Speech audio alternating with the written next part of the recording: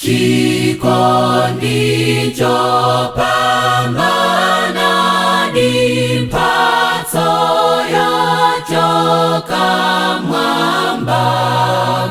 Dzani nkhale nafe ndithu mwachisomo chanucho. Yesu ndinu wachifundo, wachikondi changwiro. Dzani mutipulumutse, lowani mitima iyi.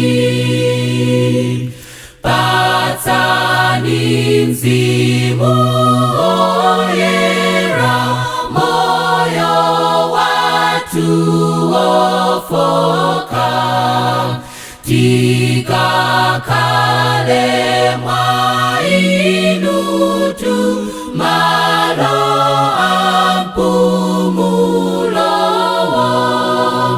Chotsani zochimwa zathu, Alefa Omeganu. Oyamba ndi wotsiriza, Mbuye mtima sulefe. Dzani mtilanditse ife, tipatse chisomocho. Tidze kwanu tisachoke, sachoke nsomwa ife. Dzaimbiranu kosata, monga angelo mwamba. Matamando kosaleka, ulemu chikondicho. Tsirizani ntchito yanu yotilenganso ife.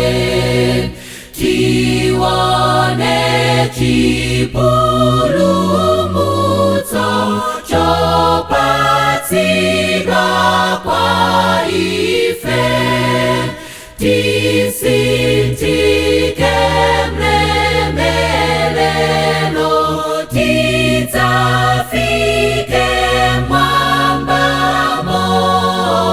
Komwe tidzalambiranu, chikondi chizizwitsa.